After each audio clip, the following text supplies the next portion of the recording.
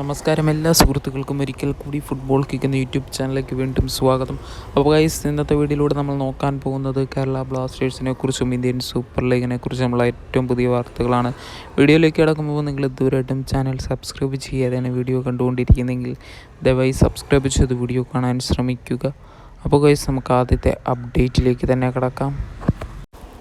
ഇന്നലെ ISL Odisha FC versus east Bengal FC മത്സരമായിരുന്നു നടന്നത്. ആ മത്സരത്തിൽ ഒഡീഷ FCക്ക് 2 ഗോളിൻ്റെ വിജയം കരസ്ഥമാക്കാൻ സാധിച്ചിരിക്കുകയാണ്.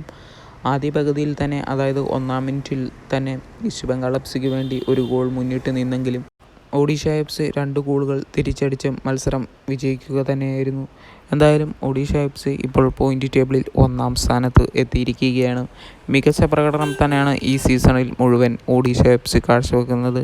ഡിഗോ മൗറിഷ്യോയുടെ വക ഇന്നലെയും നമുക്ക് ഗോളുകൾ കാണാൻ സാധിച്ചിട്ടുണ്ടായിരുന്നു. അപ്പോൾ ഗൈസ്, അടുത്തതായിട്ട് ഇന്ന് ISL നടക്കുന്ന മത്സരത്തിനെക്കുറിച്ച് തന്നെ പറയേണ്ടതുണ്ട്.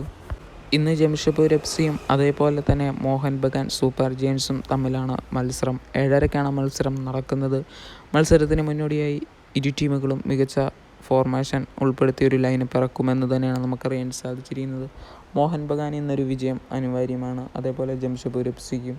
എന്തായാലും ഇന്നത്തെ മത്സരത്തിൽ ഏത് ടീം വിജയിക്കാനാണ് സാധ്യതയെന്ന് നിങ്ങളുടെ അഭിപ്രായങ്ങൾ കമൻറ്റ് ബോക്സിൽ രേഖപ്പെടുത്തുക. ഇന്ന് എത്ര ഗോളിന് ഏത് ടീം വിജയിക്കുമെന്നും കമൻറ്റ് ബോക്സിൽ അറിയിക്കുക. അപ്പോൾ ഗൈസ്, അടുത്തതായിട്ട് പറയാൻ പോകുന്നത് നാളെ Kerala Blasters versus Bangalore FC മത്സരം നടക്കുകയാണ്.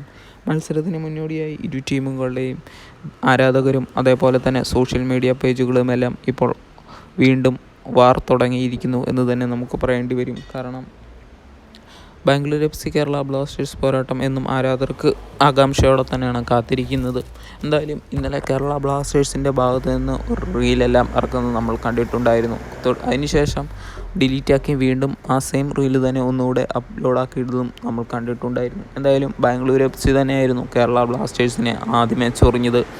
ബ്ലാസ്റ്റേഴ്സ് തിരിച്ച് ചെറുതായി ഒന്ന് മാന്തി വിട്ടു എന്ന് തന്നെ നമുക്ക് പറയേണ്ടി വരും. നാളത്തെ മത്സരത്തിൽ ഏത് ടീം വിജയിക്കുമെന്ന് കമൻറ്റ് ബോക്സിൽ അറിയിക്കും. എന്തായാലും ബ്ലാസ്റ്റേഴ്സ് താരങ്ങൾക്ക് നാളെ പണി കൊടുക്കുമോ ഇല്ലയോ എന്ന് നമുക്ക് കണ്ടു തന്നെ ഇരിക്കണം. അതോ ബാംഗ്ലൂർ FCനെ കേരള ബ്ലാസ്റ്റേഴ്സ് തോൽപ്പിച്ച് വിടുമോ എന്നും കണ്ടു തന്നെ ഇരിക്കാം.